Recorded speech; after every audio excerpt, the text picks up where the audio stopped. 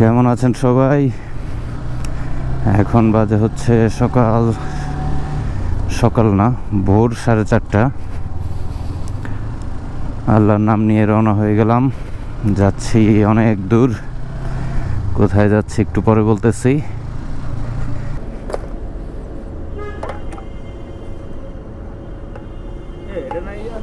দেন একই কথা, এটা আগে দিলে মিক্স হয় ভালোভাবে। এখন বাজে হচ্ছে সকাল ভোর 4:45। অনেক দিন পরে আবার একটা লং ট্যুরে বের হলাম। সেই কক্সবাজার থেকে আসার পরে আর লং ট্যুরে যাওয়া হয় নাই, কোনো ট্যুরেই যাওয়া হয়নি। ঢাকার আশেপাশেই ঘুরছি 1-2বার। আজকে আবার ট্যুরে বের হয়েছি, যদিও বা এটা ডে লং ট্যুর। যতটা সম্ভব আজকেই গিয়ে আজকেই ব্যাক করব। কোথায় যাচ্ছি এটাও বলে দেই। এখন যতটা সম্ভব এখান থেকে আগে যাব হচ্ছে বিরিশিরি, দুর্গাপুর। প্রথমে হয়তো বিরিশিরি যাব, দেন হয়তো ওখান থেকে যাব নেত্রকোনা, কলমাকান্দা, পাঁচগাঁও থেকে যদি মুড সুইং করে তাহলে হয়তো আমরা সুনামগঞ্জের দিকে ঢুকতে পারি। আর সুনামগঞ্জে ঢুকলে সুনামগঞ্জ, তাহিরপুর, সিলেট, শ্রীমঙ্গল সব একসাথে কভার করে আসবো। আল্লাহর নাম নিয়ে বের হয়েছি, দেখি কত দূর যাওয়া যায়। এখন আছি হচ্ছে বনানী, ক্রস করতেছি আর্মি স্টেডিয়াম। আমরা এইমাত্র জয়দেবপুর চৌরাস্তা ক্রস করলাম। এখন আছি ময়মনসিং রোডে। এখান থেকে ময়মনসিং হচ্ছে 92 কিলোমিটার। সামনে সম্ভবত শালনা ব্রিজ বলে ওইটাকে। ওই ব্রিজটা ক্রস করার পরে রাস্তাটা মোটামুটি বিপজ্জনক, ঝুঁকিপূর্ণ রাস্তা বলা যায়। ওইখানে প্রায় ডাকাতি হয়, ছিনতাই ডাকাতি এগুলা প্রায়ই হয় ওইখানে। কারণ দুই পাশেই গজারি বন, মাঝখান দিয়ে রাস্তা, নিরিবিলি রাস্তা।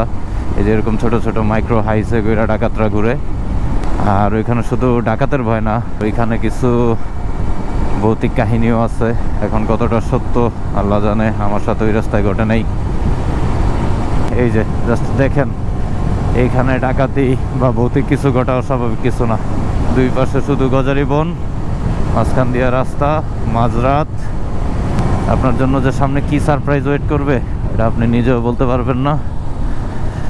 তাই সব সময় সতর্ক থাকাটা অত্যন্ত জরুরি। আমরা এখন চলে আসছি অলরেডি রাজেন্দ্রপুর। আমরা এখানে ব্রেক দেওয়া ছাড়া কোনো উপায় নাই, হাত বরফ হয়ে গেছে। কি পরিমাণ ঠান্ডা এই জায়গায়, আল্লাহ! গত কয়েক বছরে এত পরিমাণ ঠান্ডা অনুভব হয় নাই। এখন আছি হচ্ছে আমরা হোটেল নিরিবিলিতে, সকালের নাস্তা খাচ্ছি। নাস্তা সকালের না, ভোরের নাস্তা এটা। এখন বাজে হচ্ছে 6:15। এখন নাস্তা করে আবার আমাদের গন্তব্যের উদ্দেশ্যে রওনা হয়ে গেছি। ময়মনসিং এখান থেকে 78 কিলো দেখাচ্ছে। আর আমরা যাব হচ্ছে পাঁচগাঁও। বিরিশিরি ক্যান্সেল, এখান থেকে ডিরেক্ট যাব পাঁচগাঁও, কলমাকান্দা। ওইখানের দূরত্ব দেখাচ্ছে হচ্ছে 159 কিলোর মতো, 149 বা 59, খেয়াল নেই, গুগল ম্যাপে একটু আগে চেক করছি। আর রোডে প্রচুর পরিমাণে কুয়াশা আর বিকট রকমের ঠান্ডা। যাই হোক, আল্লাহর নাম নিয়ে আবার রওনা হয়ে গেছি। এখনও অনেক রাস্তা বাকি, তাই এখন আর তেমন ব্রেক দেব না। ওই যে সামনে আমার ফ্রেন্ড। সকালের এই ওয়েদারের কাছে সব কিছু হার মানবে। এখন সোজা চলে যাব ময়মনসিংয়ের দিকে। ময়মনসিং থেকে ডানে চলে যাব শম্ভুগঞ্জ দিয়ে সোজা পাঁচগাঁও। এখান থেকে ময়মনসিং দেখাচ্ছে আর 63 কিলো। আর শেরপুর কেটা জারি দিল রে, হালাকি আমারে জারি দিল শালায়, চোরের মার বড় গলা বলে না। এ হচ্ছে অবস্থা। এরা রাস্তায় গাড়ি দেখাও দৌড় দিয়ে রাস্তা ক্রস করে, আবার জারিও দেয়। আর এই ঢাকা ময়মনসিং রোডের সব থেকে খারাপ বাজে দিক হচ্ছে এই রোডটাতে প্রচুর পরিমাণে এই যে অটো, সিএনজি এগুলো চলে। আর চললে এতটা প্রবলেম হইতো না, এরা সব উল্টা দিকে আসে। ওই যে দেখেন সামনে একটা ভ্যান আসতেছে, এই রোডে উল্টা দিকে এই অটো সিএনজি ভ্যান এগুলো আসা একেবারে কমন বিষয়। আর মানুষ তো আছে, এই যে কোনো জায়গা থেকে মাথা বের করে ধরে দিবে, এই কারণে চোখ কান খোলা রাখা লাগে সব সময়। কখন কোন দিক থেকে কোন বিপদে এসে পড়বে বলা যায় না। আর বাংলাদেশের মধ্যে আমি যে কটা জায়গায় গেছি, সব থেকে অপরিষ্কার জেলা মনে হয় আমার কাছে ময়মনসিংহ জেলা। এর জায়গায় একটু পরে পরে ময়লার ডাস্টবিন রোডের উপরে। আরে দুইটা গরু একসাথে মরে রয়েছে, দুইটা গরুর বাচ্চা একসাথে মরে আছে, বাসের নিচে পড়ছে হয়তো। আর যার গরু মরছে সে রাস্তায় ফেলে চলে গেছে। এখন আছি হচ্ছে এমসি বাজার। এমসি বাজার সামনে কিসের জ্যাম, সামনে সম্ভবত ইউটার্ন আছে।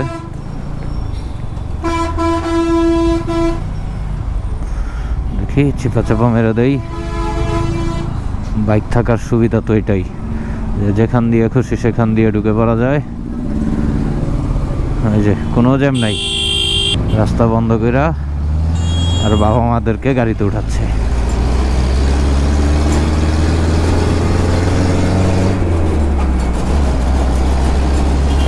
আরে কাকু, মোটর একটা লাগায়া বাসের সাথে প্রতিযোগিতা করে টানে। চলে এসেছি ভালুকা। এই যে বাম দিকে হচ্ছে সখীপুর, কল্লিমবাড়ি বাম দিকে। এই যে যেটা বলতেছিলাম ময়মনসিংহ।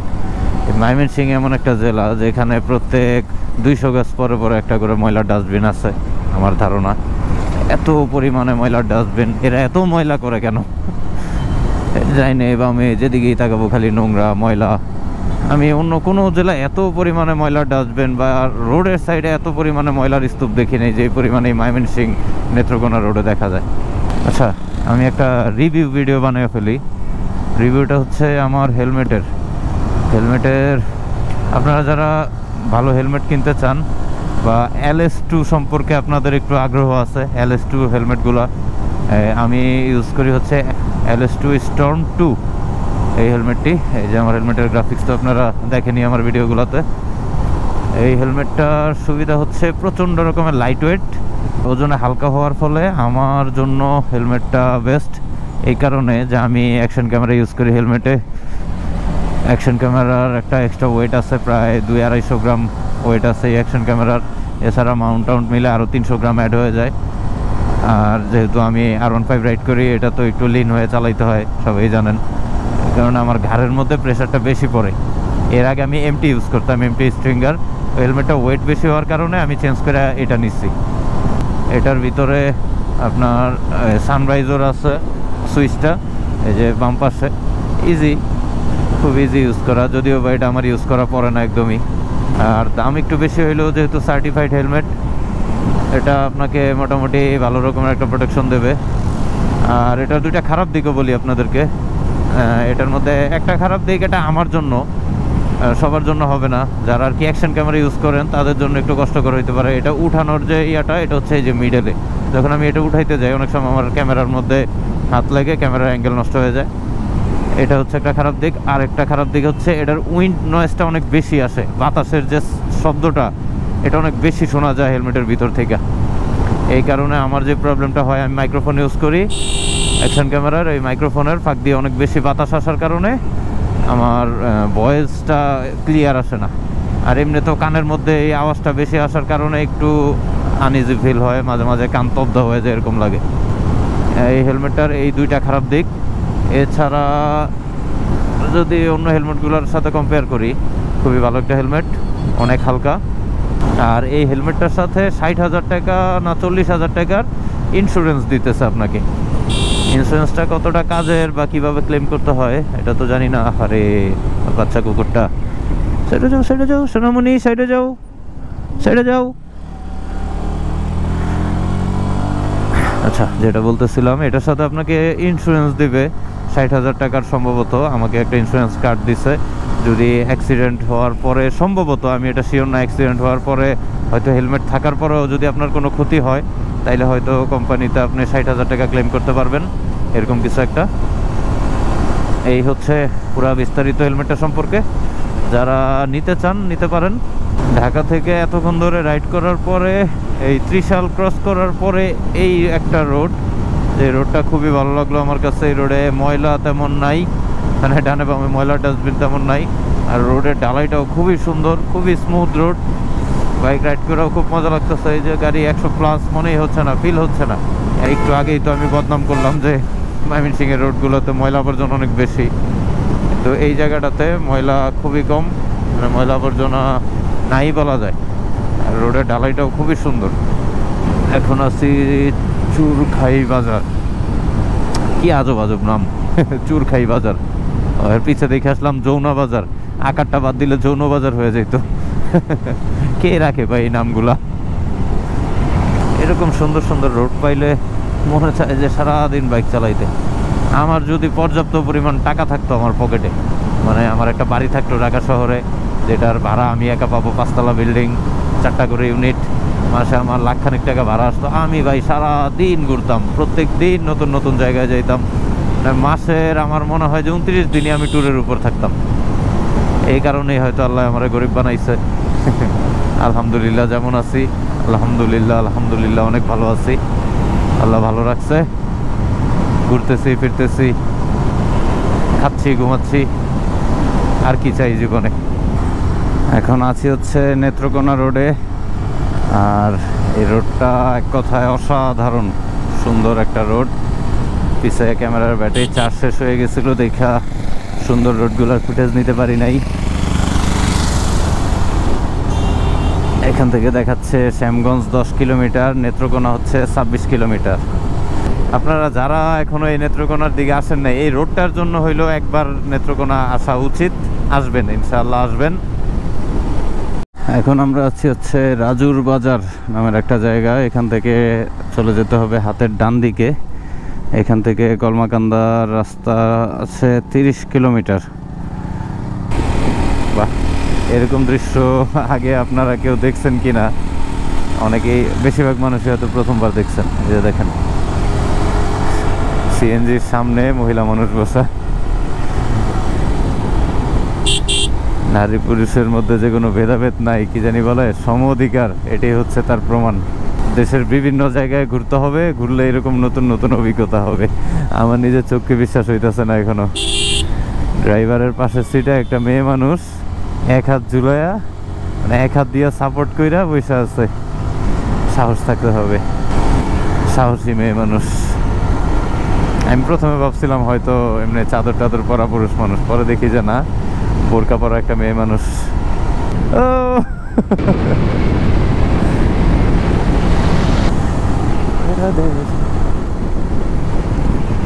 আমরা খুব শীঘ্রই পৌঁছে যাব পাঁচগাঁও। আমার ফ্রেন্ড কি বলতেছে, আমি আর ওই তো অ্যাক্সিডেন্ট করছিলাম। এরকম বেশি এক্সাইটেড হওয়ার পরে আমরা একটা কর্নারিং ছিল ডান দিকে, ওই ডান দিকে গিয়েই আমরা পাটক্ষেত গেছিলাম, মানে অ্যাক্সিডেন্ট করছিলাম। সেই কথাটা মনে করে দিল আবেগের বসে। এখন যেই জায়গাটায় আছি এইখানে থামার কোনো প্ল্যানিং ছিল না। এখানে থামার কারণ হচ্ছে এই যে নেম প্লেটটা, এই জায়গার নাম হচ্ছে ঘুমাই মোড়। আঁকা বাঁকা রাস্তা, সাবধানে চলুন। এখানে একটা ছবি তুলবো। অবশেষে সামনে কি দেখা যাচ্ছে দেখাচ্ছি আপনাদেরকে। ক্যামেরা থেকে কতটুকু বোঝা যাবে জানি না, কিন্তু ওই যে দূরে দেখা যাচ্ছে পাহাড়। ওই যে কত পাহাড়, ওই যে পাহাড়ের দেখা পাওয়া গেছে শেষ পর্যন্ত। আরো সামনে যাই, গেলে হয়তো আরো স্পষ্টভাবে দেখাতে পারবো কি বিশাল বিশাল পাহাড়। পাঁচগাঁও যেতে এই শেষের 8-9 কিলোমিটার রোড। বাইরে ভাই জান বের করে ফেলছে, এত ভাঙা রাস্তা, তার উপরে আবার স্পোর্টস বাইক নিয়ে এক অন্যরকম অভিজ্ঞতা। এই বাইক মূলত অফরোডিংয়ের জন্য না, কিন্তু এত দূর আসছি, এইখানে তো যেতেই হবে, তাই অফরোডিংও করা লাগতেছে। তার উপর আবার পিছে পিলিগন আছে, আমার হাত ব্যথা, ঘাড় ব্যথা, সব কিছু মিলে এক কি বলবো এটারে বিচ্ছিরি অভিজ্ঞতা হচ্ছে। তাও আবার যখন ওই গাছের ফাঁক দিয়ে পাহাড় দেখি, ক্লান্তি দূর হয়ে যায়, মনে হয় যে আরেকটু আছে রাস্তা, একটু কষ্ট করি। ট্রাভেলার কি এভাবে হওয়া যায়? ট্রাভেলার হইতে হইলে এরকম সব রকম পরিস্থিতির মুখোমুখি হতে হবে, সব রকম অভিজ্ঞতা হতে হবে, তাহলেই নিজেকে ট্রাভেলার দাবি করা যাবে। ওয়াও, এই তো স্পষ্ট বোঝা যাচ্ছে পাহাড়, ওই তো পাহাড় দেখা যাচ্ছে।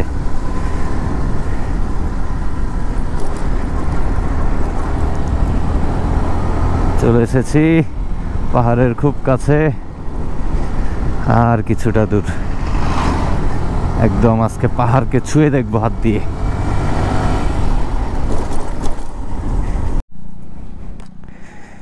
এই সেই কাঙ্ক্ষিত জায়গা, যেখানে আসার জন্য এত কষ্ট, এত পরিশ্রম।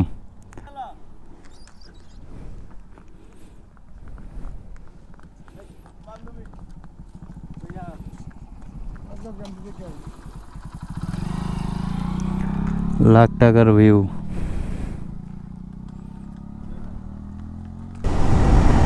এখান দিয়ে চলে যাব আমরা বিরিশিরি, দুর্গাপুর বিরিশিরিতে। বিরিশিরিতেও খুব সুন্দর সুন্দর কিছু জায়গা আছে ঘোরার। সেই 2018-19 সালে গেছিলাম, আর যাওয়া হয় নাই। এখন এইখানে ঘুরতাম আরও কিছু জায়গা, কিন্তু সমস্যা হয়েছে এখানে এই বাংলাদেশ আর ইন্ডিয়ার বিজিবি বিএসএফের মধ্যে একটু উত্তেজনা চলতেছে। এই কারণে কিছু কিছু স্পট, যেমন চন্দ্রডিঙ্গা পাহাড়, আরও কিছু স্পট আছে, ওইগুলোতে নাকি ঢুকতে দিতেছে না। এদিকে লোকাল মানুষ বললো একটু ঝামেলা করে, আর সেফ না ওইটা। তাই ভাবলাম যে ওদিকে